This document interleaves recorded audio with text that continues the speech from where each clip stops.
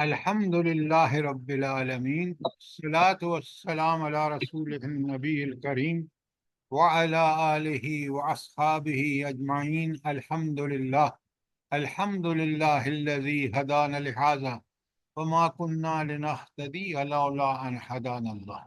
رب اشرح لی صدری ویسر لی امری واحلل عقدۃ من لسانی یفقہوا قولی، آمین یا رب العالمین۔ ہم نے سورہ کہف شروع کر رکھی ہے، اور یہ قرآن مجید کی ہر صورت میں بڑی واضح ہدایات ہیں، لیکن اس سورت کہف میں جیسا کہ آپ دیکھ رہے ہیں، پہلے 8 آیتیں قرآن مجید کے بارے میں ہیں، جس کا بالکل اصلی جو نتیجہ ہے وہ یہ ہے، ان ساری خلاصہ یہ پہلی 8 صورتوں کا، کہ فتنوں کے زمانے میں اگر کوئی چیز ذریعہ نجات ہوگی تو وہ قرآن مجید، اس کی تعلیمات، اس پر پکا یقین اور اس پر عمل ہے۔ اس کے بعد مثال دی گئی کہ کس طرح اس فتنہ کو فیس کیا اصحاب کہف نے، تفصیل آپ پڑھ کے آئے ہیں۔ آج ہم نے جو پڑھنا ہے اس کے بیچ میں بھی آیتیں ہیں، میں اس کی تشریح بھی کر چکے ہیں، اور کل خلاصہ بھی بیان کر چکا ہوں۔ کل ہم نے صرف 2 آیتیں پڑھی ہیں، اس لیے کہ ہم نے پہلے نظم قرآن کو سمجھنے کی کوشش کی ہے، اور میں نے آپ کے سامنے اسی صورت کہف کا نظم کلام کیا ہے وہ سارا لکھوا دیا ہے۔ پھر ہم نے قرآن مجید کی سب سے بڑی سورہ البقرہ کا نظم کلام کیا ہے وہ بھی میں نے آپ کے سامنے رکھا، لکھوا دیا۔ اور اس کے بعد ہم نے یہ 2 آیتیں 55 اور 56 کی تھی۔ اگر کوئی سوال ہے تو پوچھیں، ورنہ میں ان دونوں کا آپ کے سامنے چارٹ خلاصہ پیش کر کے جو کل ہم نے پڑھی ہیں آگے آیت 57 پڑھی۔ بسم اللہ الرحمن الرحیم۔ اب آپ نے دیکھا کہ پچھلی آیت میں اللہ تعالیٰ نے 55 سے پہلے بتایا کہ اس قرآن میں ہم نے طرح طرح سے سمجھایا، تو کن طریقوں سے سمجھایا، کن مثالوں سے سمجھایا، کیسے کیسے سمجھایا، اس کی کچھ آیات میں نے آپ کو بھیج دی ہے۔ آج اللہ تعالیٰ کہہ رہے ہیں کہ اللہ تعالیٰ وما منع الناس ان یؤمنوا اذا جاءهم الهدى، لوگوں کو کس چیز نے منع کیا ہے کہ جب ان کی طرف، ان کے رب کی طرف سے ہدایت آ گئی، اس پر ایمان نہیں لا رہے؟ کیا ہو گیا ان کو؟ اللہ نے بہترین فطرت پہ پیدا کیا، رسول بھیجے، کتابیں بھیجی، اب بھی ایمان نہیں لا رہے، کیا ہو گیا ان کو؟ اور کاش ایمان لا کر توبہ کریں، وَيَسْتَغْفِرُوا رَبَّهُمْ، اگر ایمان لا کے توبہ کریں گے فائدہ انہی کا ہے، گناہوں کی معافی مل جائے گی، دنیا میں بھی اللہ کی تائید اور نصرت، آخرت میں بھی۔ اللہ تعالیٰ کہتے ہیں ذرا غور کرو، الا ان تأتیہم سنت الاولین، ان کے سامنے وہ طریقہ ہی آ جائے جو ظالموں کے ساتھ، پہلے ظالموں کے ساتھ اللہ نے کیا، ان کو تباہ و برباد کیا۔ اب قرآن میں آپ سورہ آراف پڑھ لیجئے، سورہ ہود پڑھ لیجئے، سورہ شعراء پڑھ لیجئے، قرآن میں جگہ جگہ ان قوموں کا کس طرح اللہ نے خاتمہ کیا جو ذلت اور پستی اور سرکشی اور بغاوت کا نمونہ بن چکی تھی۔ اللہ تعالیٰ کہتے ہیں وَمَا يَأْتِيهِمُ الْعَذَابُ قُبُلًا، اور کیا وہ اس وقت ایمان لائیں گے جب وہ سامنے عذاب کو دیکھ لیں گے؟ اور یاد رکھیے، جب عذاب کے آثار شروع ہو جاتے ہیں اس کے بعد توبہ قبول نہیں ہوتی، تو توبہ جلد از جلد کرنی چاہیے۔ اگر گناہ ہو جائے فوراً اللہ تعالیٰ کے سامنے شرمندگی کا اظہار کرے کہ مالک میں نے آپ کی خلاف ورزی ہو کی ہے، توبہ تائب ہو، معافیاں مانگے اور آئندہ اصلاح کر لے، اللہ اس گناہ کو معاف کر۔ پھر آیت 56 میں بڑی پتے کی بات ہے کہ اللہ تعالیٰ فرماتے ہیں کہ میں نے جو بھی رسول بھیجے ہیں وہ کس لیے، کہ وہ بشارتیں دیں اور وارننگ اور انذار کریں۔ یہ قرآن کا حتمی فیصلہ ہے، رسولوں نے آ کر اسی بات کی دعوت دی کہ قبول کر لو، اس کے مطابق زندگیاں استوار کر لو، خود تمہارا بھلا ہے، مالک نے تم پر بڑا کرم کیا ہے کہ اس نے ہدایت کے لیے کتاب اور ایک نبی بھیج دیا ہے، اگر کرو گے تمہارے لیے خوشخبری ہے، دنیاوی زندگی میں بھی اور اخروی میں بھی۔ اور اگر نہیں کرو گے، اس کے خلاف چلو گے، اس کو پس پش ڈال دو گے، تمہیں ذلت دنیا میں بھی اور آخرت میں جہنم ہے۔ اس کا جیتا جاگتا نمونہ ہم خود، ہماری قوم ہے، مسلمان قوم آج کی، اور بالخصوص پاکستانی۔ اگر کوئی شبہ ہے تو آپ سوال کریں۔ کتنی بڑی ہدایت کا سرچشمہ ہے، اور یہ سورت جو ہم جمعے کے جمعے پڑھتے ہیں، کاش ہم اس سوچ کو سوچ کے سمجھ کے پڑھیں۔ اب آ جائیے، آج ہمارے نے شروع کرنا تھا سورہ 57 سے، سوری آیت 57 سے۔ بسم اللہ الرحمن الرحیم، بڑا غور سے سنیے، سمجھیے۔ اللہ تعالیٰ فرما رہے ہیں سر یہ ماما سعد کا مائک کھلا ہوا ہے، ان کو بولنے کے پلیز بند کر۔ بھائی اللہ کے بندو، کیوں لوگوں کو ڈسٹرب کرتے ہو؟ بند کرو اپنا عجائب، ذرا بند کرو، دیکھو کسی کا کھلا ہے تو۔ اچھا، آپ بڑے غور سے سنیں، کس قدر ہدایت اس آیت سورہ کہف میں، ایک ایک آیت اور ایک ایک لفظ میں ہدایت کا پہلو کتنے دیکھیں۔ اللہ تعالیٰ فرماتے ہیں بسم اللہ الرحمن الرحیم، من اظلم، اس سے بڑا ظالم کون ہوگا؟ ذرا الفاظ پہ غور کریں، یعنی ظالموں سے میں بھی بڑے سے بڑا کون ہوگا؟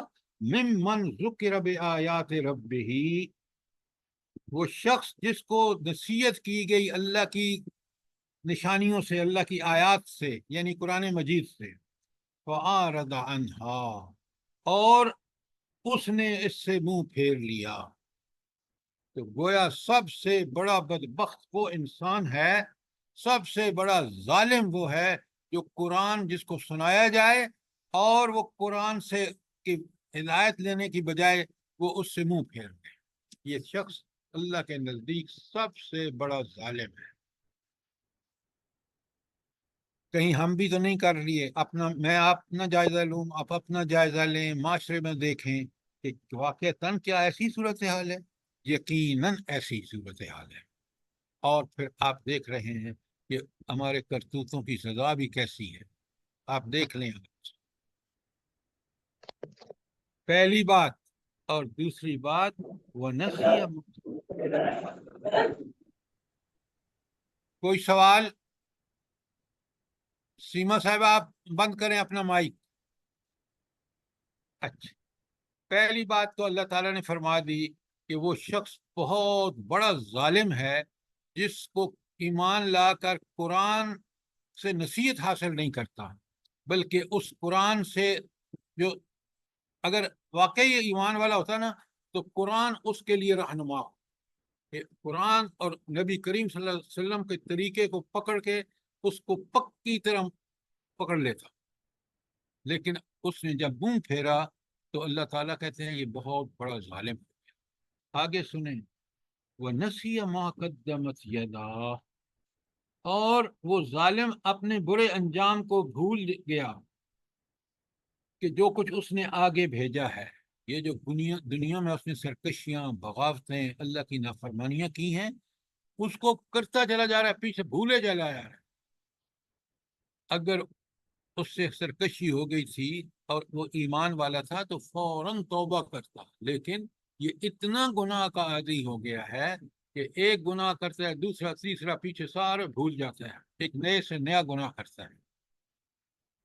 اللہ اکبر، آج دنیا کو دیکھ لیں آپ کہ کہیں رکنے کا نام نہیں لیتی، فحاشی، بے حیائی اور قرآنی کو دیکھ لیں۔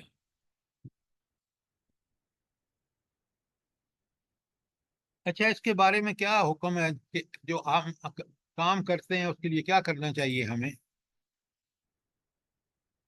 آپ نے سورہ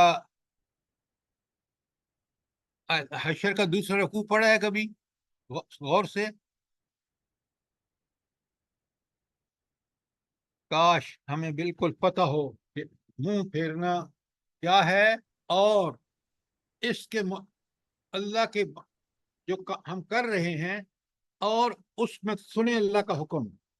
اللہ تعالیٰ فرماتے ہیں یا ایھا الذین آمنوا اتقوا اللہ، یہ میں 18 نمبر آیت پڑھ رہا ہوں سورہ حشر کی، ہے وہ لوگوں جو ایمان کا دعویٰ کرتے ہو تو اللہ کا تقوی اختیار، برائیوں سے بچو اور नेकियों पर अमल करने में सबकत करो, यह है तकवा।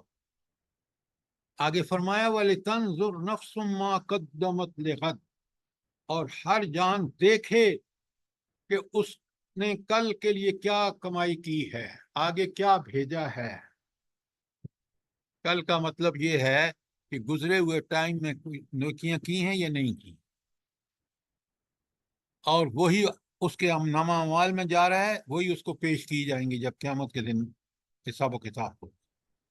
और उसी कारकर्दगी जो दुनिया में है उसी के मुताबिक उससे मामला किया जाएगा, मौत के वक्त भी और बरज़ख में भी। बरज़ख कौन सा पीरियड है?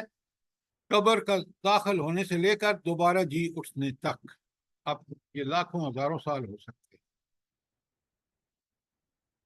तो गोया ये देखें यहाँ का, वह नसिया मा कद्दमत यदा, और वो भूल गया कि उसके हाथों ने आगे क्या भेजा है।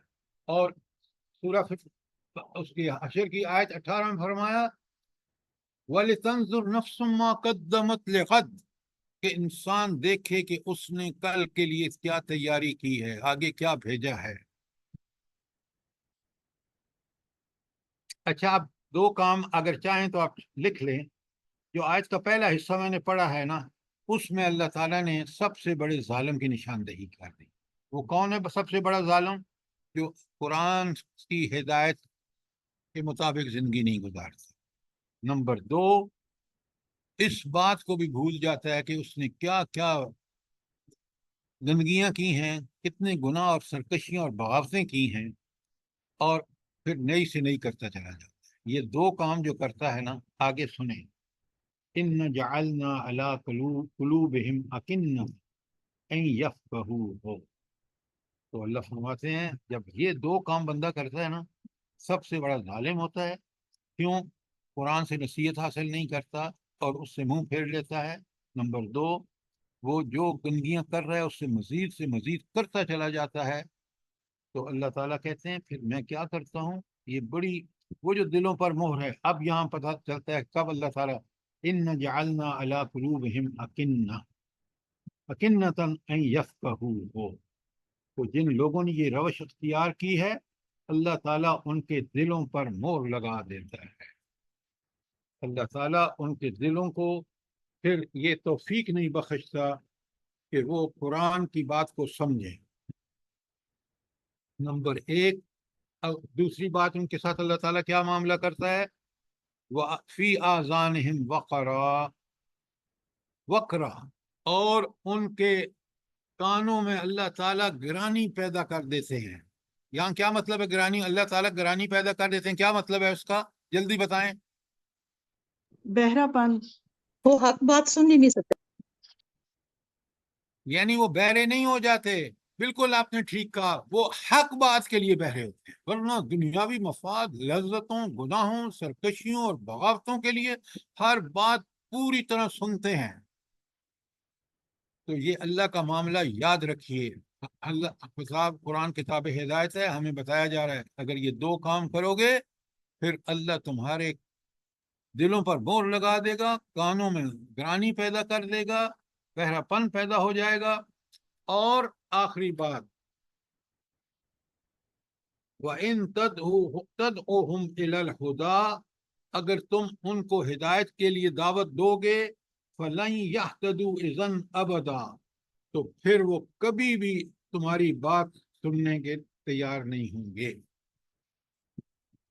तो आपने देखा कि अल्लाह की नाफरमानियां करते जाना और इस नहज पे पहुंच जाना कि वो नाफरमानियां करते करते इंसान भूल जाए कि वो क्या गंदगियां कर रहा है, और जब कुरान से नसीहत की जाए तो मुंह मोड़ ले। तो अल्लाह ताला फिर ऐसे बंदे को, क्योंकि वो हिदायत का खुद तालिब नहीं है, अल्लाह भी उसके दिल को मोहर लगा देते हैं, कानों में बहरापन पैदा कर देते हैं, वो हक बात नहीं सुन सकते। कितनी बड़ी हकीकत कुरान ने इन चंद अल्फाज में बयान की।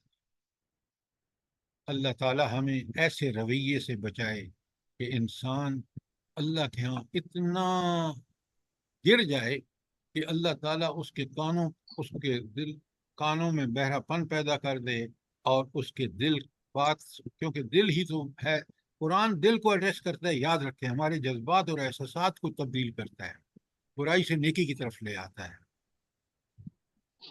تو یہ قلوب، ختم قلوب جو ہے، دلوں پر مہر کرنا، یہ بہت بڑی سزا ہے اللہ تعالیٰ کی. ہدایت سے معروم ہوا گیا تو دنیا میں بھی ذلیل اور آخرت میں بھی ذلیل.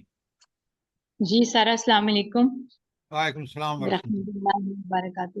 جی سر سورہ بقرہ میں بھی اسی آیت کے متعلق اسی طرح کا آیا نا کہ اللہ تعالیٰ دلوں پہ مہر لگا دیتے ہیں. آپ جو بات سمجھنے کی ہے وہ سمجھیں کہ اللہ تعالیٰ کب مہر لگاتے ہیں، جی جی تاکہ جب ہم میں اور آپ بالکل محتاط ہو جائیں. ہوں وہاں سورہ بقرہ میں بات ایک اور انداز میں ہے، یہاں جس انداز میں ہے اس کو سمجھیے کہ مور کا مستحق کب بنتا ہے انسان. اللہ تعالیٰ مور اس وقت لگاتے ہیں جب بندہ خود پوری طرح قرآن سے ہدایت لینے سے انکار کر دیتا ہے، نمبر ایک. نمبر دو، برائیوں پہ برائیاں کرتا چلا تھا، اس کو مزہ آتا ہے اور ایک سے ایک پہلیوں کو بھول جاتا ہے، اس سے بڑی برائی کرتا ہے. جب یہ انسان اللہ کرتا ہے تو اب اس نے ہدایت کا پورا انکار کر دیا. اللہ بھی کہتے ہیں جا دفع ہو جائے، یہ قیامت کے دن میرے پاس آئے گا تو میں تمہیں سارا حساب کتاب تمہارے سامنے رکھوں. اللہ بات تعالیٰ ہمیں بچائے. سمجھنے کی توفیق فرمائے. آمین اللہ تعالیٰ آمین ثم آمین. السلام علیکم سر یہ تو آپ نے ایک کیٹیگری بتائی نا کہ جو منہ موڑ لیتا ہے تو ان کو گمراہ کر دیتا ہے، لیکن سر بعض لوگ جو سب کچھ پڑھ رہے ہوتے ہیں، قرآن بھی پڑھتے ہیں، نفل بھی، عبادت بھی کرتے ہیں، لیکن ان کو ہدایت پھر بھی نہیں ملتی، پھر سر ان لوگوں کا کیا کرنا؟ دیکھیے بالکل آپ جو بات کر رہے ہیں نا، بڑا اچھا سوال ہے. آپ جو کام آپ نے کرنا ہے نا، آپ مجھے ایک بات بتائیں. میں قرآن نعوذ باللہ پڑھتا ہوں، ایک لفظ سمجھتا نہیں اور کرتا اپنی مرضی ہوں، تو میرا قرآن پڑھنے کا فائدہ کیا ہوا؟ مجھے بتائیں نا. قرآن تو کہتا ہے تیری زندگی اسی حکم کے مطابق ہو، جس نیکی کا حکم دیا ہے اس کو کرو اور سبقت لو اس میں، اور جس برائی سے روکا ہے اس سے پوری طرح رک جاؤ. قرآن ہم پڑھتے ہیں لیکن ثواب کے لیے پڑھتے ہیں، ہدایت کے لیے نہیں پڑھتے، سمجھ کے نہیں پڑھتے، تلاوت آیات کا حق ادا نہیں کرتے. یہ ہے وہ وجہ. سر پھر یہ ساری عبادت فضول ہے جو ہو رہی ہے بغیر میں فتویٰ نہیں دے سکتا، لیکن عبادت کا مطلب یہ ہے کہ ہر عبادت میرے دل میں نظر آئے. اطمینان اللہ کی طرف مزید مجھے والذین اہتدوا، جو ہدایت پر چلتے ہیں، زادہم ہدا. قرآن خود کہتے ہیں کہ ہم ان کی ہدایت میں اضافہ کر دیتے ہیں. تو اگر میری ہدایت میں اضافہ نہیں کر رہی، میں نمازیں پڑھتا ہوں پھر بھی جھوٹ بولتا ہوں، دکان پر 2 نمبری کرتا ہوں، سروس میں ہوں تو 2 نمبری کرتا ہوں، تو ایسا ایمان، ایسی ہدایت نہیں ہے قرآن سے. قرآن پڑھنے والا اللہ کے سامنے پیشی کا احساس کرتے ہوئے، یقین کرتے ہوئے دنیا میں ہر کام اس طرح کریں گے جس طرح اللہ نے بتایا، رسول صلی اللہ علیہ وسلم نے کر کے دکھایا. اب جی بات سر سمجھ آئی؟ اگر ہمارے دل میں اللہ کا خوف ہوگا، ڈر ہوگا، تو پھر ہم اللہ تعالیٰ ضرور ہمیں ہدایت کے راستے پہ چلائیں اچھا، گے آپ انشاءاللہ. نے اچھا بات کی. ذرا مجھے آپ ایک بات بتائیں، اللہ کا خوف اور خشیت یا ڈر کیسے پیدا ہوگا؟ جی سر ہم قرآن کو سمجھیں گے اور قرآن کے کون سے حصے استغفار کو سمجھیں گے؟ تلاوت آیات. تلاوت جی آیات میں کیا قرآن چیز؟ آخرت میرے سوال کو سمجھیں، دیکھیں جنرل جواب مت دیا کریں. سوال یہ ہے کہ میرے دل میں اللہ کا خوف کب پیدا ہو؟ جب ہم جب ہم سمجھ کر بھائی سمجھ کر کے کیا پڑھیں گے؟ سر قرآن نذیر ہے نا، جب انذار کی آیتیں سنیں گے ہم تو پھر قرآن و دیکھیں سنت پہ عمل کریں گے، قرآن کو سمجھ کے پڑھیں گے. اللہ کی آپ صفات جب صبح شام ہم دیکھتے رہیں پہلے گے، میری اگر بات سنیں، سامنے خدا کے لیے. اگر آپ میری بات کو سمجھ جائیں نا، دیکھیں آپ بڑی جنرل بات کر رہے ہیں. یہاں دل میں اللہ کا خوف اور خشیت کیسے پیدا ہو؟ میں اس کا سوال کر رہا ہوں. آپ مجھے کہہ رہے ہیں کہ قرآن سمجھ کے پڑھیں. قرآن کا کون سا حصہ خاص کر اللہ تعالیٰ کی صفات کہ اس نے مجھے پیدا کیا، وہ میری دیکھ بھال کر رہا ہے، وہ میرا آقا اور مالک ہے، وہ حاکم ہے، جب یہ بات مجھے سمجھ آ جائے گی، اور حاکم بھی کیسا ہے کہ ایک ایک حرکت میرے نامہ اعمال میں لکھی جا رہی ہے، اس کو پتہ بھی ہے. اور حاضر ناظر بھی ہے، اور قیامت کے دن جب میں پیش ہوں گا، دنیا میں بھی مجھے سزا یہ ملے گی، اس کی لعنتیں ہوں گی، اور آخرت میں مجھے جہنم میں جانا۔ یہ خوف اور خشیت صرف اللہ تعالیٰ کی ان صفات کو جب جانیں گے نا کہ کتنا مہربان، کتنا رحیم، الرحمن الرحیم ہے، لیکن وہ شدید العقاب بھی ہے۔ وہ ظالموں کے ساتھ وہ جو آپ ابھی کہہ رہے تھے نا، قرآن میں انذار بھی ہے اور تفسیر بھی ہے۔ انذار یہی ہے کہ تم اللہ کے کی سرکشی اور بغاوت کرو گے، اللہ اتنا قادر ہے اللہ کل شین کے، قیامت کے دن کسی کی نہیں سنے گا، فیصلہ عین عدل کی۔ تو خشیت اور خوف جس کی بات کرتے ہیں وہ اللہ کی معرفت سے پیدا ہوتا ہے۔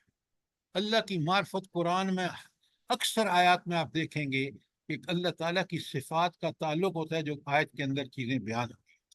اب ان کو جوڑ کے جب سمجھ لیتے ہیں تو انسان کو بالکل کلیئرلی سمجھ آتا ہے کہ اللہ تو محبت کرنے کی چیز، سب سے زیادہ محبت، والذین آمنوا اشد حبا للہ، جو اہل ایمان وہ سب سے زیادہ اللہ سے محبت کرتے ہیں۔ اللہ کی محبت کا ثبوت یہ ہے کہ اللہ تعالیٰ خود سورہ آل عمران کی آیت 31 میں فرماتے ہیں، قل ان کنتم تحبون اللہ، اے نبی صلی اللہ علیہ وسلم کو بتاؤ اگر تم اللہ سے محبت کرتے ہو، شرط کیا ہے؟ اللہ سے سب سے زیادہ محبت اگر ہونی چاہیے۔ بقرہ 165 میں اللہ تعالیٰ اپنے رسول کو کہتے ہیں قل ان کنتم تحبون اللہ، ان سے کہو کہ اگر تم اللہ سے فاتبعونی، تو پھر میری اتباع کرو۔ نبی کریم صلی اللہ علیہ وسلم کی اتباع کر رہا ہے تو اس کو اللہ سے محبت ہے۔ آگے تو اللہ کہتا ہے نہ صرف اس محبت اتباع رسول میں، نہ صرف میں تمہارے گناہوں کو معاف کروں گا، میں تم سے محبت بھی کروں گا۔ تو یہ ساری شرطیں ہیں اس قرآن اور اس رسول کی اتباع میں۔ بات سمجھ آئی ہے کہ نہیں آئی؟ سر یہ سورہ آل عمران کی آپ جی سر۔ نے آیت نمبر کون سی بتائی؟ 31 اور 32۔ جزاک سر اللہ کی محبت میں ہم پھر ناراضگی سے ڈرتے ہیں کہ اللہ ہم سے ناراض نہ ہو جائے، پھر یہ بھی یہ محبت۔ خوف ہے، یہی جی خوف ہے کہ اللہ کی اس محبت جو ہمارے اوپر الرحمن اور رحیم ہونے کی صفت سے ہر آن اور ہر لمحہ ہم دیکھ رہے ہیں۔ دیکھیں نا، ہم قرآن پڑھ رہے ہیں الحمدللہ، روزانہ صبح جمع ہوتے ہیں کہ کس کا فضل ہے، کس کا کرم ہے، کس کی تائید اور کس کی اللہ کی نصرت ہے۔ اس الحمدللہ۔ ذات کی جس کی اتنی صفات ہیں سر۔ اب بات پوری طرح سمجھ آ گئی ہے، ورنہ سوال کریں۔ سر جی جی یہ جو سر۔ دلوں پہ زنگ لگ جانا ہے، یہ بھی اسی کیٹیگری میں آ رہا ہے؟ کیا چیز؟ دل پہ زنگ لگ جانا، تو مطلب وہ بھی یہی ہے نا کہ اللہ آپ نے چھوڑا ہوا قرآن پاک کو اور آپ نہیں چل رہے ہو پوری طرح سے اللہ تعالیٰ کے بتائے ہوئے راستے پہ، تو یہ اسی میں آئے گا یہ دلوں پہ زنگ لگ جانا۔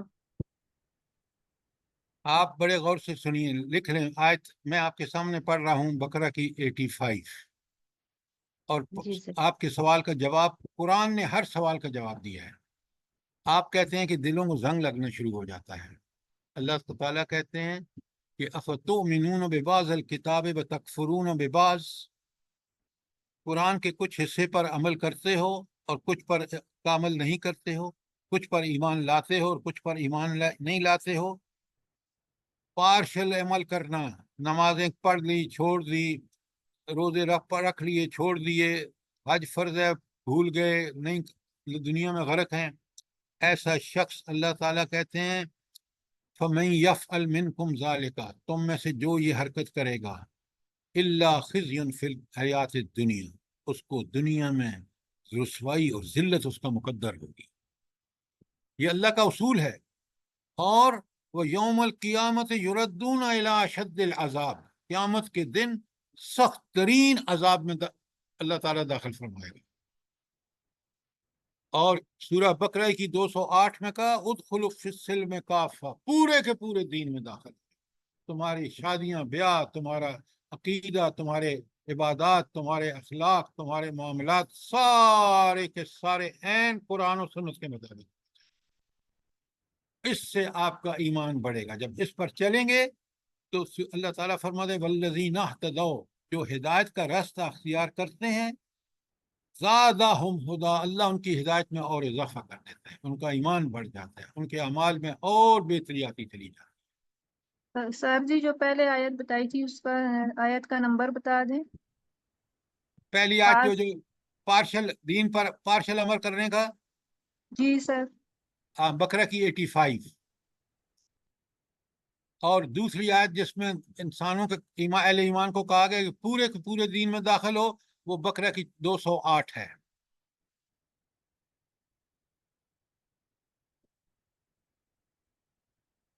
کوئی سوال، کوئی چیز کلیئر نہ ہوئی ہو؟ سر اللہ تعالیٰ کہتے ہیں اپنی طاقت کے مطابق چلتے جاؤ میرے راستے پہ، میں راہ کھولوں گا انشاءاللہ انشاءاللہ۔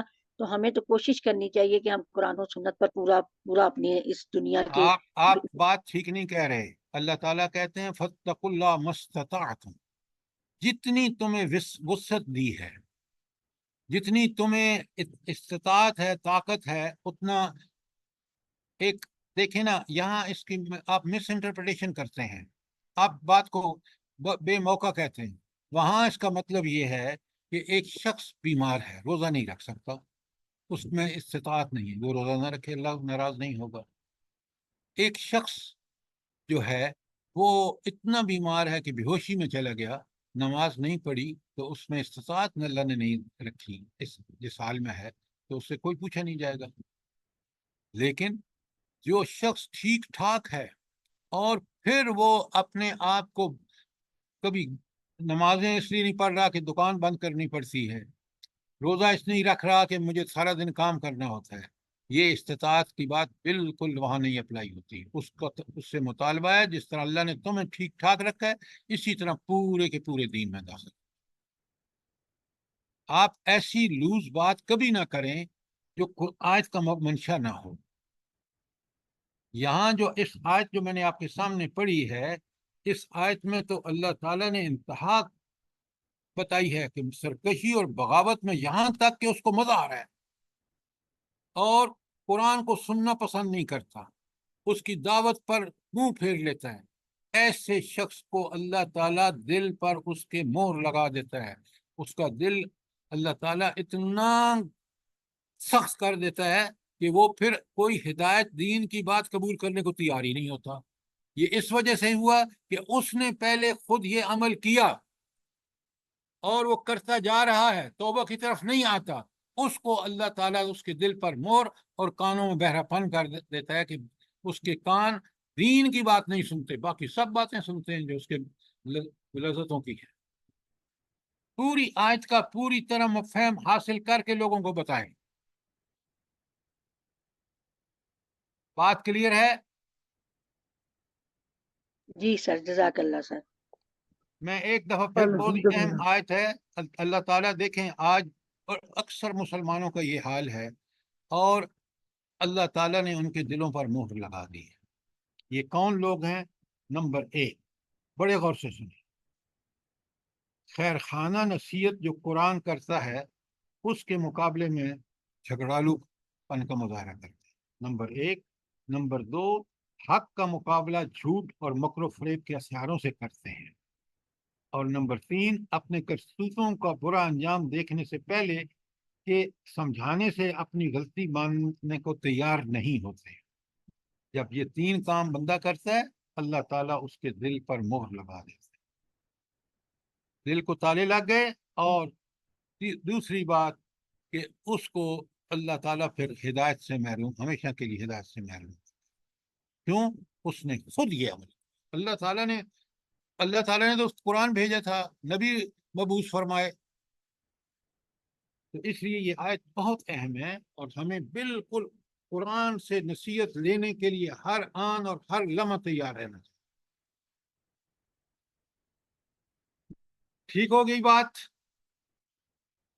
اب 2 آیتیں میں اسی آیت کی جیسی یہاں حکم ہے، سنیں، لکھے سورہ سجدہ کی آیت 22، سجدہ 32 نمبر ہے اور اس کی آیت نمبر 22 ہے۔ کس طرح قرآن نے سمجھانے کا حق ادا کیا ہے، یقین مانے بندہ حیران ہو جاتا ہے جب سمجھ کے پڑھتا ہے نا۔ سنیں آیت، بسم اللہ الرحمن، وَمَنْ أَظْلَمُ مِنْ ذُكِّرَ بِآيَاتِ رَبِّهِ ثُمَّ أَعْرَضَ عَنْهَا، بالکل وہی بات، کہ اس سے بڑا ظالم کون ہوگا جس کو نصیحت کی جائے اللہ کی آیات سے، قرآن سے، ثم اعرض عنہا، پھر وہ اس سے منہ موڑ۔ آگے والا سخت جملہ ہے، انذار کی انتہا ہے، بھلا سنیں، ان من المجرمین منتقمون، ہم ان مجرموں سے ضرور بدلہ لیں گے۔ یہ مجرم ہے اور اللہ کی ہدایت سے منہ موڑنا جرم ہے، اس کا ارتکاب کیا انہوں نے، تو اللہ کہتے ہیں کہ میں ان سے ضرور بدلہ لوں گا۔ بدلہ کیا ہوگا؟ جہنم آخر میں۔ ایک اور آیت سنیے، سورہ عنکبوت کی آیت 68، لکھ لیں پہلے۔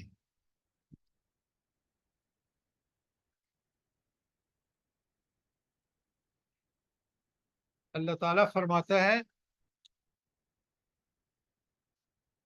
وَمَنْ أَظْلَمُ مِمَّنْ افْتَرَىٰ عَلَى اللَّهِ كَذِبًا أَوْ كَذَّبَ بِالْحَقِّ لَمَّا جَاءَهُ، اس سے بڑا ظالم کون ہوگا جو اللہ پر جھوٹ باندھے یا حق کو جھٹلائے جب اس کے پاس آئے۔ یہ قرآن کو جھٹلانا ہے۔ اللہ تعالیٰ آگے فرماتے ہیں أَلَيْسَ فِي جَهَنَّمَ مَثْوًى لِلْكَافِرِينَ، کیا ایسے کافروں کا ٹھکانہ جہنم نہیں ہے؟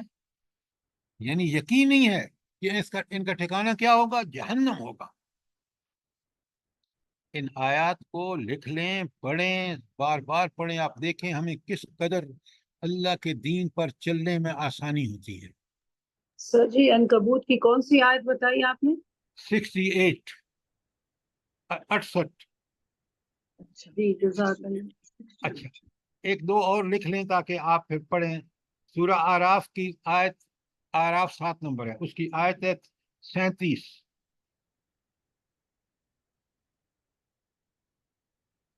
اور ایک اور لکھ لیں، سورہ الانعام کی آیت 37 35 نہیں، آراف کی 37، 37۔ جزاک اللہ۔ اور آخری بات، آخری آیت جو ہے سورہ الانعام کی 157۔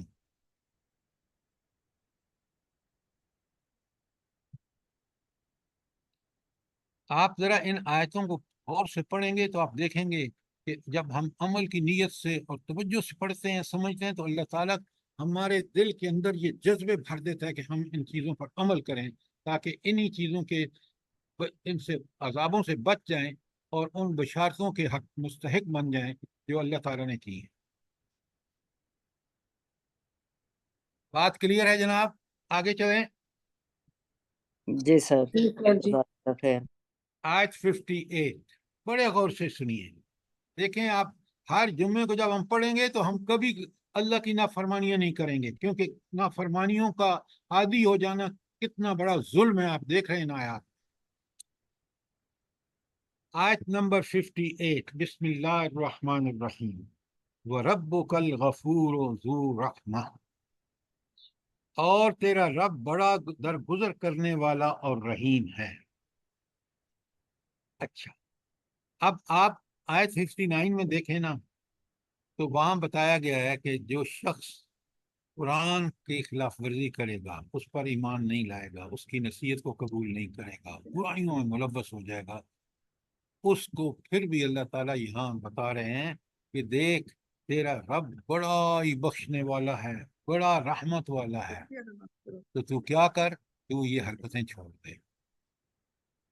تو جب تو یہ توبہ کر لے گا، شرمندہ ہو کر اللہ کی طرف پلٹے گا، معافیاں مانگے گا اور آئندہ اپنی زندگی کی اصلاح کر لے گا، تو دیکھے گا کہ اللہ تیرا کیا ہے، وَرَبُّكَ الْغَفُورُ ذُو رَحْمَةٍ۔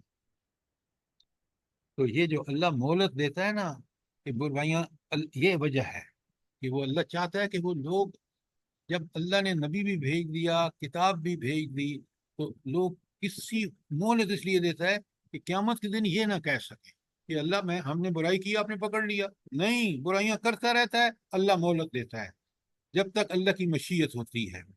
کیوں؟ تاکہ وہ توبہ کرے۔ اب توبہ نہیں کرتا تو اس کے بعد کیا ہوتا ہے بھلا؟ جب وہ برائیوں پر لگاتار کرتا رہتا ہے، مہلت بھی اللہ دیتا ہے، توبہ نہیں کرتا، تو پھر کیا ہوتا ہے؟ جلدی بتائیں۔ لو یؤاخذہم سر بما کشمیر میں کسبوا، بڑھتا رہتا ہے سر، مہر پھر لگ اللہ تعالیٰ جاتی ہے۔ مہر اللہ لگا کا دیتا ہے۔ عذاب آتا ہے، جب وہ باز نہیں آتا مہلت کے بعد تو اللہ کا عذاب آتا ہے. دیکھ لیں سورہ اس میں 7 نمبر سورہ میں اور اس میں 11 نمبر میں، تو آپ سارا دیکھ لیں. یہ اللہ کی سنت کو سمجھیں. آج ہم پاکستان میں بالکل اپنے آپ کو وہ اسی ڈائریکشن میں لے جا رہے ہیں جو اللہ کا عذاب انتظار کر رہا ہے ہمارا. ہم تو اس لیے اللہ کہہ رہے ہیں کہ تمہارا رب بڑا غفور اور بڑا رحمت والا ہے ان لوگوں کے لیے جو توبہ طائب ہو جائے.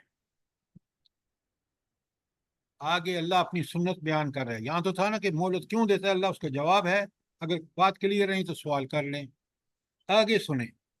اللہ تعالیٰ فرماتے ہیں لو یؤاخذہم بما کسبوا، اگر اللہ تعالیٰ ان کے کرتوتوں پر ان کو پکڑتا، لعجل لهم العذاب، تو اللہ بہت جلدی ان پر عذاب بھیج دیتا. تو اللہ فوراً نہیں پکڑتا. اچھا، اس کے لیے اللہ کی کون سی صفت ہے کہ اللہ فوراً نہیں پکڑتا برائیوں پر؟ جلدی بتائیں. غفور الرحیم ہے، سر غفور ہے. اللہ تعالیٰ رحیم ہے، کریم ہے. کاش ہم یہ سمجھتے اللہ تعالیٰ الحلیم ہے، کہ وہ اتنا بردبار ہے کہ برائیوں پر بھی گرفت نہیں کرتا. دیکھیں جب الرحیم اور وہ کہتے ہیں آپ الرحمن الرحیم غفور الرحیم، وہ ان لوگوں کے لیے جو لوگ نیک، جو بدبخت ہوں، رشوت خور ہوں، دنیا میں ظلم و رباراجی کر ظلم کو رواج دے رہے ہوں، اللہ ان کے لیے شدید العقاب ہے. یہ صفات سمجھیں کب کس وقت اپلائی ہوتی ہے.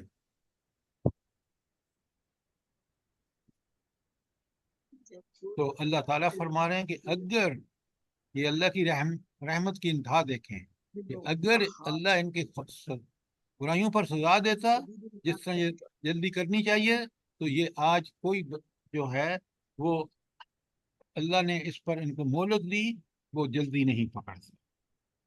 لَهُم مَوْعِدٌ، اللہ اکبر، لیکن ان کے لیے ایک وعدہ مقرر ہے.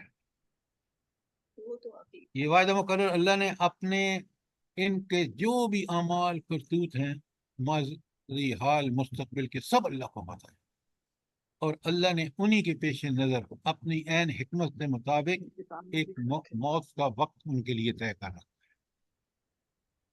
اور جی کسی کا مائک کھلا ہوا ہے. عجائب، پلیز اپنے مائک بند رکھیں. اچھا، آپ بڑے غور سے سنیں کہ اللہ تعالیٰ نے اپنے عین علم صحیح کے مطابق طے کر رکھا ہے کہ اس بندے کو میں نے یہ مہلت دینی ہے، نہیں سنبھلا تو یا تو دنیا میں عذاب آ جائے گا یا اس کو موت آ جائے گی، اور یہ وقت اللہ ہی کو پتہ ہے. پلیز ذرا مائک بند کریں آپ. اچھا، تو یہ دیکھیں آپ، اس میں اللہ تعالیٰ فرماتے ہیں بل لہم موعدن، ان کے لیے ایک اللہ تعالیٰ نے مقرر وقت کا وعدہ کر رکھا ہے. لن یجدوا من دونہ موئلا، اور اس سے بچ کر بھاگنے کی کوئی جگہ ان کو نہیں ملے گی. یہ کتنی بے بسی ہوگی انسان کی آخرت میں. یہ دنیا اور آخرت کا فرق سمجھیں کہ آخرت میں سوائے اللہ تعالیٰ کے کوئی پناہ دینے والا نہیں. دنیا میں تو آپ مصیبت آتی ہے، والدین، بہن، بھائی، عزیز، رشتہ دار، دوست، احباب، عہدے، پتہ نہیں کیا کیا اللہ تعالیٰ نے ان میں ہمارے لیے نکلنے کے راستے رکھے، لیکن آخرت میں کوئی راستہ نہیں. تو آپ نے دیکھا کہ کس قدر آیت 57 میں بتا دیا کہ کب اللہ تعالیٰ مہر لگاتے ہیں، کیوں لگاتے ہیں، اور یہاں بتا دیا کہ مجرموں کو اللہ تعالیٰ مہلت ضرور دیتا ہے، لیکن اگر اس میں بھی باز نہیں آتے تو پھر پکڑتا ہے. کوئی سوال آیت 58 کے بارے میں؟ سر اس دنیا میں بھی جو ظالموں پہ جو اگر اس طرح بیماریوں کا عذاب یا آزمائشیں آ جاتی ہیں سر، پھر ہم یہ کہیں کہ یہ ان کے پر اللہ کا عذاب ہے، یہ صرف عذاب صرف آخرت کے لیے ان لوگوں کے لیے رکھا ہے اللہ نے؟ دیکھیے میری بات سنیں، مومن جب قرآن پڑھتا ہے نا تو بات میں آپ کو بالکل جدید معاملات سے سمجھ آتا ہوں۔ آپ دیکھیں کہ مشرف کو وہ بیماری لگی، اس نے امریکہ کا ہر کہنا مانا نا، اڈے دیے، اور افغانستان میں ہمارا فرض تھا کہ ہم اس وقت مجاہدین افغانستان کی مدد کرتے، یہ شرعاً بھی اخلاقاً بھی ہمارے اوپر لازم تھا، ہم نے اس کی خلاف ورزی کی۔ آپ دیکھیں کہ جس شخص نے اس کو سپیئر ہیڈ کیا، مشرف، اس کو کیا بیماری لگی کہ امریکہ تک میں اس کا علاج نہیں تھا، کس قسم پرسی میں وہ دبئی میں مرا یہ بھی آپ کو پتا ہے۔ وہ شخص جس کی گردن میں اتنا سریہ تھا کہ وہ کہتا ہے کہ جس کسی کو یہ پسند نہیں ہے نا ہماری کیٹ واک، جائے دنیا میں کسی اور جگہ رہے۔ اللہ تعالیٰ نے اس کو اس حال میں رکھا عبرت بنا کے۔ یہ تو عذاب کی کیفیت ہے، جس نے بے گناہ بچیاں جلائی تھیں مسجد میں۔ تو آپ ذرا ہر بات کو اس کے کانٹیکسٹ میں دیکھیں۔ اگر قرآن کا فہم اللہ تعالیٰ ہمیں دے دینا، جو اللہ ضرور دیتا ہے اگر پڑھتا ہے نہیں، تو بات کو آپ سمجھ جاتے ہیں۔ آپ مجھے بتائیں ہم نے اس کے انجام سے کوئی سبق لیا ہے؟ بتائیں نا۔ بالکل بھی نہیں سر۔ سر اگر بس نہیں لیا تو انجام وہی ہوگا، یاد رکھیں۔ جن جی لوگوں نے اللہ کی بغاوت کی انتہا کی ہے، وہ فرعون اور مشرف کی طرح دنیا میں اللہ ان کو عبرت بنا کے چھوڑے گا، یہ اللہ کی سنت ہے۔ آخرت جو دائمی زندگی ہے، اس کے ساتھ اس کے برائی کے حصے دار اسی کی لیڈرشپ میں جہنم میں جائیں گے۔ قرآن آپ پڑھیں، آپ تو صحیح۔ سر جی یہی تو ہماری غلطی ہے کہ ہم جو دیکھتے ہیں اس سے عبرت حاصل نہیں کرتے۔ سر پر جیسی جیسی انسان پہ تکلیف ہے تو استغفار شروع کر دے، کیونکہ وہ ہماری اعمال ہی ہوتے ہیں سر جب تک پریشانیاں آتی ہیں۔ بس ان چیزوں کو سمجھیں اور قرآن سے اس نصیحت لیں۔ دیکھیں پیچھے کتنا بڑا اللہ کا فیصلہ آیا ہے کہ جو قرآن سے نصیحت نہ لے اور برائیوں پہ برائیاں کرتا چلا جائے، پھر اللہ اس کو ہمیشہ کے لیے دین کی ہدایت سے محروم کر دیتے ہیں۔ اس کے دل پر ٹھپا لگ جاتا ہے اور اس کے کانوں میں بہرا پن ہو جاتا ہے، وہ دین کی بات نہیں سنتا، باقی ساری عیاشیاں فاشیاں سنتا ہے۔ اچھا، اب برائے مہربانی ذرا 2-3 آیت اور لکھ لیں اس کی، تاکہ آپ کو پتہ چل جائے کہ اللہ تعالیٰ مہلت دیتے ہیں، اور اس مہلت کا مقصد میں نے آپ کو بتا دیا ہے۔ میں ایک آیت کھولوں گا اور دوسری آیت آپ خود پڑھیں گے۔ پہلی آیت ہے سورہ نحل کی آیت 61، نحل 16 نمبر پر ہے، اس کی آیت 61 ہے۔ غور سے سنیں ترجمہ، بسم اللہ الرحمن الرحیم۔ وَلَوْ يُؤَاخِذَ اللَّهُ النَّاسَ بِظُلْمِهِمْ، اگر اللہ تعالیٰ لوگوں کو ان کے ظلم کی وجہ سے پکڑتا، مَا تَرَكَ عَلَيْهَا مِن دَابَّةٍ، تو زمین پر کوئی جانور زندہ نہ رہتا۔ کتنی نافرمانیاں ہیں۔ وَلَٰكِن يُؤَخِّرُهُمْ إِلَىٰ أَجَلٍ مُّسَمًّى، بلکہ اللہ تعالیٰ کا طریقہ کیا ہے کہ ان کو ڈھیل دیتا ہے ایک خاص مدت تک کے لیے۔ اور پھر اس کی سنت کیا ہے، اس کا طریقہ کیا ہے، آگے سنیں۔ فَإِذَا جَاءَ أَجَلُهُمْ، جب وہ مقرر وقت آ جاتا ہے، لا یستاخرون، وہ ذرا بھی تاخیر نہیں کرتا، ساعتاً، ایک گھڑی بھی، ولا یستقدمون، نہ اس میں کوئی تاخیر ہوتی ہے نہ وہ پہلے آ سکتی ہے، عین اس وقت پر آ جاتی ہے۔ قادر مطلق ہے۔ انسان کی برائیوں کا جو اثرات ہیں وہ خود انسان پر پڑتے ہیں، اللہ تعالیٰ بے نیاز ہے۔ یہ تھی سورہ نحل کی آیت 61۔ دوسری جو آپ نے خود پڑھنی ہے بالکل یہی مضمون ہے، بالکل، اور وہ ہے فاطر، سورہ فاطر 35 نمبر پر ہے، اس کی آیت 45 ہے۔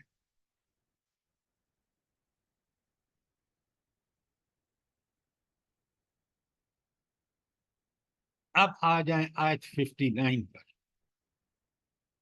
اللہ دیکھیں سمجھانے کے طریقے، قرآن نے اس طرح سمجھایا ہے کہ قرآن جو بات کہہ رہا ہے اس کے خلاف کوئی دلیل ہمارے پاس نہیں ہے۔ اللہ تعالیٰ فرماتے ہیں تلک القری، یہ ہیں وہ بستیاں، یہ ہیں وہ ملک، اہلکناہم، ہم نے ان کو ہلاک کیا، لما ظلم، جب انہوں نے ظلم کیا، جب انہوں نے اللہ کے رسولوں کی اور کتابوں کی پرواہ کیے بغیر دنیا میں ظلم اور فساد پھیلایا، یہ ہیں وہ بستیاں جن کو ہم نے تباہ کیا۔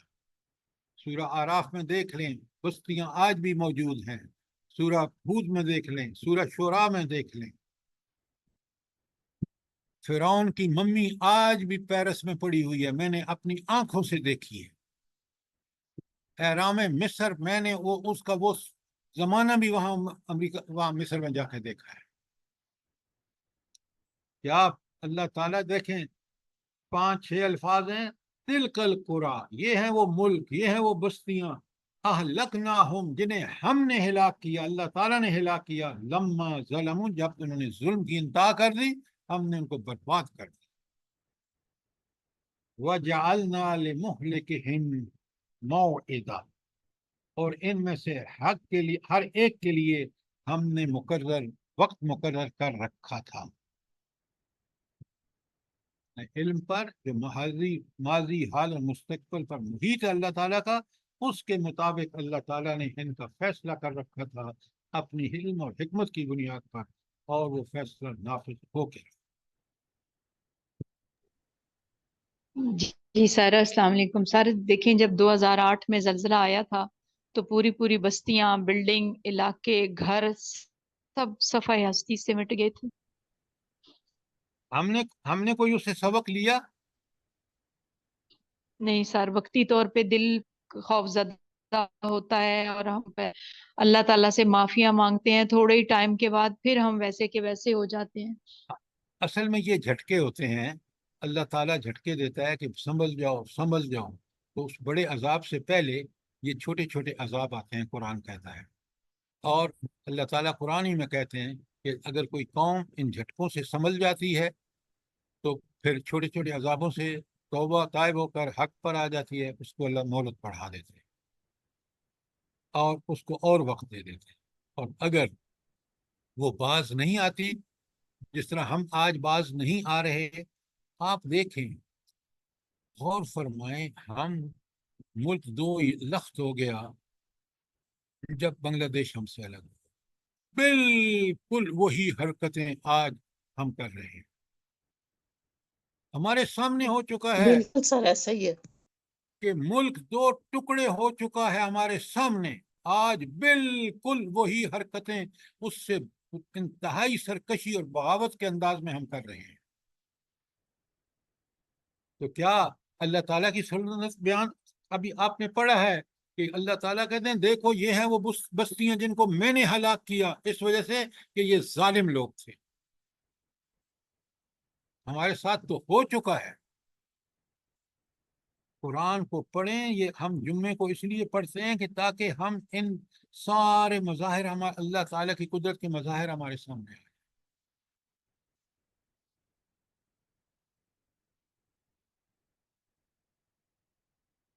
تو اب دیکھیں یہ جس بستیوں کا اشارہ ہے نا کہ جن کو ہلاک کیا، وہ قوم سبا ہے، قوم سمود ہے، قوم مدین ہے، قوم لوط ہے، ان کے اجڑے ہوئے شہر جنہیں قریش وہاں سے گزرتے تھے، جب یہ تجارت کے لیے جاتے تھے نا تو یہ گزرتے تھے۔ اللہ تعالیٰ کیسی مثالیں دے رہا ہے جو ان بستیوں کو مٹے ہوئے نشانات، وہ تباہ شدہ نشانات خود دیکھتے تھے۔ اگر اب بھی انسان عقل کے ناخن نہ لے تو اللہ تعالیٰ نے تو انسان کو سمجھانے میں کوئی کسر نہیں چھوڑی۔ اس لیے یہ سورت کا جو پڑھنے کا حکم ہے جمعے کو ذرا اور سے دیکھیں۔ اچھا، یہاں تک کوئی سوال ہو؟ اس لیے اگلا مضمون جو ہے آیت 60 سے 82 تک، وہ حضرت موسیٰ علیہ السلام اور حضرت خضر علیہ السلام کا سفر ہے، جو ایک بہت بڑی تربیت کی نشست سمجھیں حضرت موسیٰ کے حوالے سے اور ہم آنے والی ساری نسلوں کے حوالے سے۔ تو میں آج آپ کو بتاؤں گا کچھ چیزیں تاکہ آپ پڑھتے ہیں پہلے بھی، آئندہ بھی ماشاءاللہ آپ پڑھیں گے، آپ بہت اس حوالے سے کوشش کرتے ہیں. اللہ تعالی ہمیں توفیق عطا فرمائے، ہمارا صدر فرما دے کہ اس واقعے کے اصل میں پس منظر کیا ہے. پہلے ایک بات سے اچھا، اب میں آپ کے سامنے بیان، اگر کوئی سوال ہے پہلے کا تو کر لیں، ورنہ میں اس کو بڑے غور سے سمجھیں تاکہ کل جب ہم اس کو پڑھیں تو آپ سمجھتے چلے جائیں. اگر کوئی سوال نہیں ہے تو بڑے غور سے سنیے. اصل میں مفسرین نے جو بات لکھی ہے بڑی ٹھیک لکھی ہے کہ اصل میں حضرت موسیٰ علیہ السلام کو گمان ہوا کہ خیال آیا کہ میں تو نبی ہوں، وہی میرے پاس آتی ہے، میں ہی لوگوں کو آگے اللہ کے احکامات سے آگاہ کرتا ہوں، لہٰذا مجھ سے بڑا کوئی عالم نہیں ہے. اس وقت اب اللہ رب العالمین چاہتے تھے کہ ہر آدمی چاہے وہ نبی کیوں نہیں ہے اپنی پوزیشن کو ٹھیک ٹھیک سمجھے اور اپنے کام جو اس کے ذمہ لگایا ہے اس کو ٹھیک ٹھیک کرے. اسی کی تربیت ہوتی ہے. اب آپ دیکھیں حضور نبی کریم صلی اللہ علیہ وآلہ وسلم غار ثور میں کیوں جاتے تھے بتائیں؟ تنہا کئی دنوں تک وہاں رہتے تھے، جب کھانا ختم ہوتا تو واپس آتے تھے، کھانا لے کے پھر چلے جاتے تھے. یہ تربیت تھی کہ نبی کریم صلی اللہ علیہ وآلہ وسلم غور فرماتے کہ یہ دنیا کو کیا ہو گیا ہے، یہ تو انسانوں کا رویہ ہی نہیں ہے. اور پھر وہیں آپ کو وہی آئی. تو اب یہاں بھی حضرت موسیٰ علیہ السلام کو ایک ایسی قوم کی طرف بھیجا گیا تھا، بنی اسرائیل، جو بگڑ بگڑ کے غلامی کی چکروں میں بالکل بے صبر ہو چکی تھی. اور دوسرا ان کو مقابلہ کرنا تھا فرعون سے. جب فرعون کو کنفرنٹ کرنا تھا تو ان کے اندر بڑا حق کہنے کا زبردست داعیہ ہونا چاہیے تاکہ اس دنیا کے باغی کو جو کہتا تھا انا ربکم الاعلی، میں تمہارا سب سے بڑا رب ہوں، نعوذ باللہ، اس سے مقابلہ تھا. تو اب اس پیرائے میں اگر اس کو پڑھیں گے کہ اللہ نے کیسے تربیت کی حضرت موسیٰ علیہ السلام کی، اور خود ہمارے لیے بہت بڑا سبق. بڑا سبق کیا ہے بتائیں مجھے، جلدی بتائیں، آپ کے اور میرے لیے کیا سبق ہے؟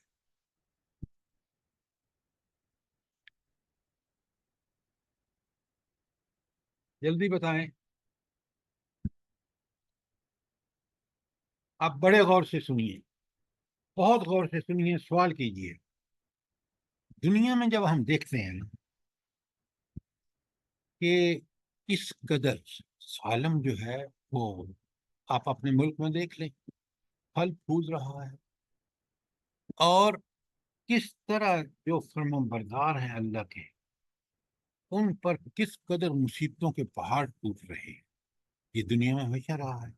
ایک تو یہ حالات جب انسان دیکھتا ہے، پھر انسان دیکھتا ہے کہ نافرمانوں پر تو اللہ کی بارش ہو رہی ہے، دنیا خوب مل رہی ہے ان کو، اور بے گناہوں کو تکلیفوں کا سامنا ہے.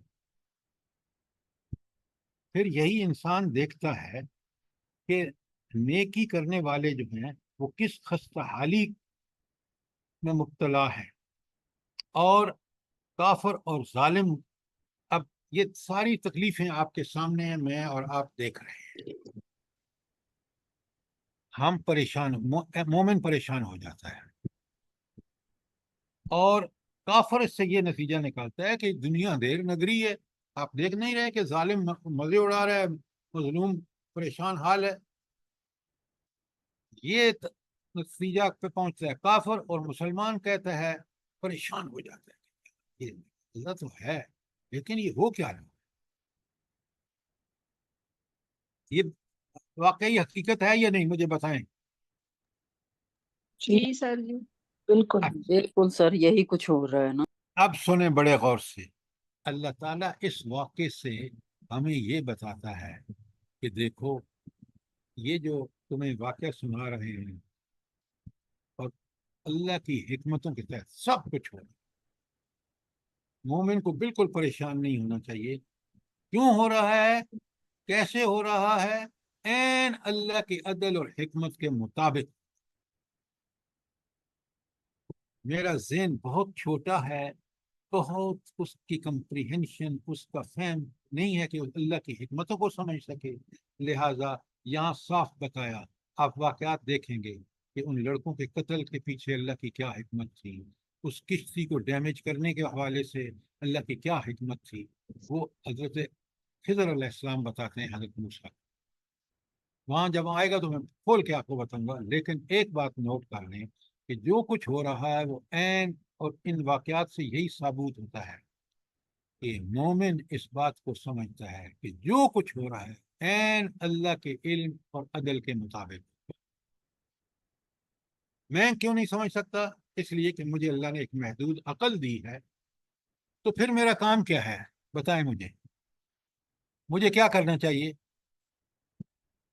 सर अल्लाह के फैसले पे राजी हो जाना चाहिए। बहुत वहाँ मुझे बिल्कुल आमना आपने ठीक कहा, राजी होने से पहले मुझे अल्लाह के ऐन हुक्म के मुताबिक जिंदगी गुजारनी चाहिए। इसलिए कि मैं, वो समझता है अपनी हिकमतें, उसका इल्म कामिल है। मेरे लिए जो हुक्म उसने दिया है कुरान में कि मैं इस कुरान के मुताबिक अपना फिक्र और अकीदा पक्का कर लूं, इसी के मुताबिक अमल करूं, मेरी निजात इसी में है। रहा ये जो मामलात इर्द गिर्द हो रहे हैं वो ऐन अल्लाह के इल्म और हिकमत और अदल के मुताबिक। ये है सबक जो आपको और मुझे सीखना है, ताकि हम यकसुई से अल्लाह के दीन पर अमल करें। ये साजिदा फयाज जो बहन है, इनका कैमरा खुला हुआ है, प्लीज बंद कर दें। साजिदा फयाज साहब, आपका अपना कैमरा जल्दी से बंद करें।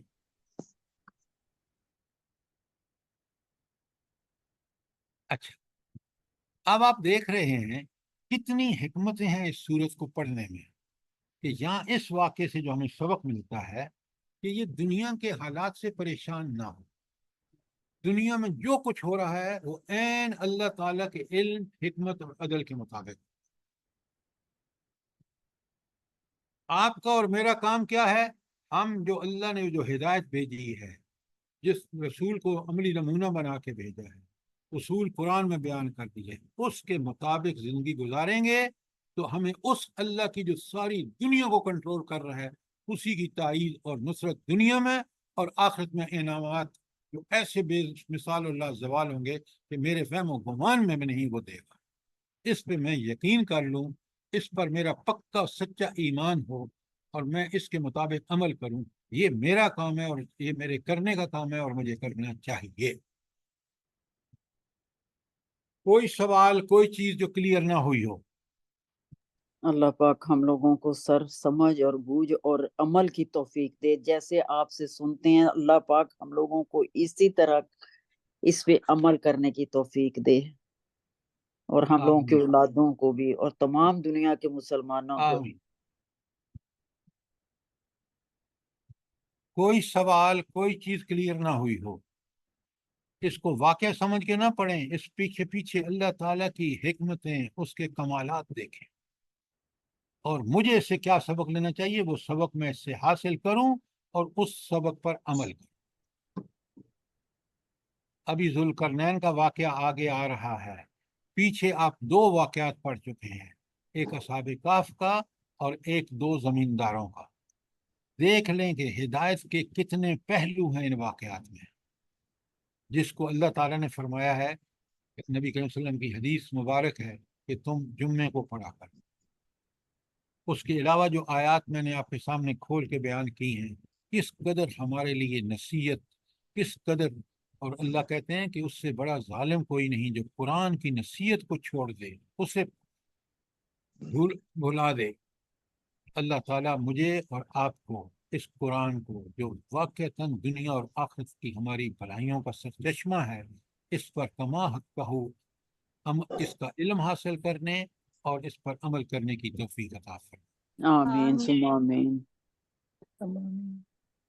अगर कोई सवाल है तो जरूर, वरना कल इंशाल्लाह आयत 60 से 82 तक ये वाक़या है, कल पढ़ेंगे یہ بات اپنے ذہن میں رکھنی ہے آپ نے. یہ گرم کر کیتا جی انشاءاللہ سر. تو یار میں بلی کو تھا جائے کری کلسا. یہ دیکھیں ذرا مائک کھلے ہوئے ہیں, ساری دنیا سن رہی ہے ان لوگوں کی باتیں. عجائب, میں نے آپ سے کہا یار مائک بند کیا کرو. سر اس میں ہمارے لیے ایک یہ بھی سبق ہے نا کہ اس راہ میں مشکلات بہت زیادہ آئیں گی.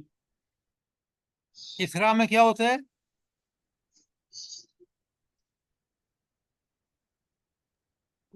سر وہ کہہ رہی ہیں کہ اس راہ میں مشکلات بہت آئیں گی.